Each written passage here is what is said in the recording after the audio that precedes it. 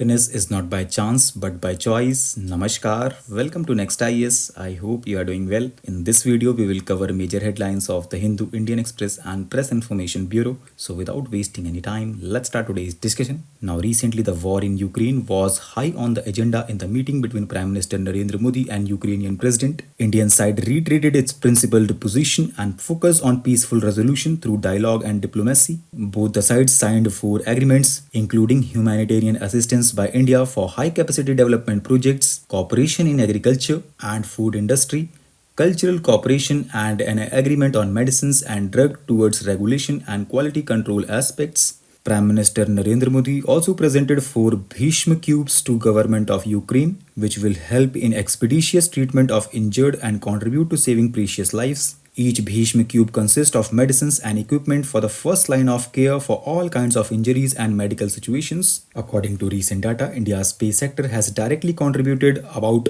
20,000 crore to India's gross domestic product over the last decade. It has directly supported 96,000 jobs in public and private sector. And friends, the share of India in global space economy by 2030 is going to rise 4 times in comparison to 2021. In 2021, the Indian space industry contributed to 2% to global share. This is expected to rise to 8% by 2030 and further to 15% by the year 2047. At present, India allows 100% FDI in the space sector, thereby unleashing new horizons of innovation and growth to the sector.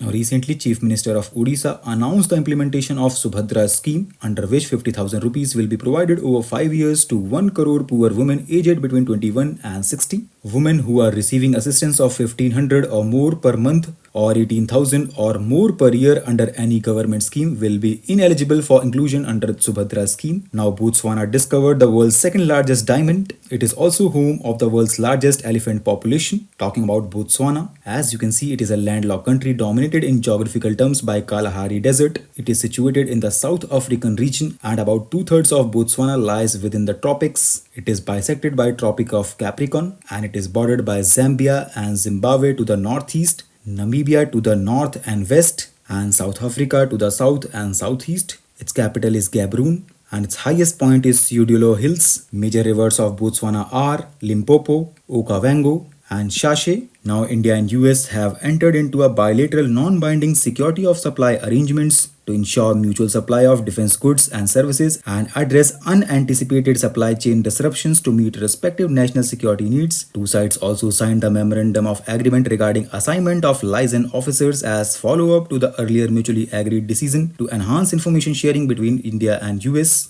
Now, recently, TRAI released Telecommunication Tariff Draft Amendment Order on Regulatory Framework for PM Wani Scheme. Talking about PM Wani Scheme, the Union Cabinet headed by Prime Minister approved the proposal of Department of Telecom to proliferate broadband through public Wi-Fi networks under the framework of Prime Minister's Wi-Fi Access Network Interface, also known as PM Wani. In 2020, this framework takes forward the goal of National Digital Communication Policy 2018 of creating a robust digital communication infrastructure. PM Wani framework envisages provision of broadband through public Wi-Fi hotspot providers, but PM Wani hotspot numbers presently are much below the targeted numbers as envisaged in the National Digital Communication Policy 2018.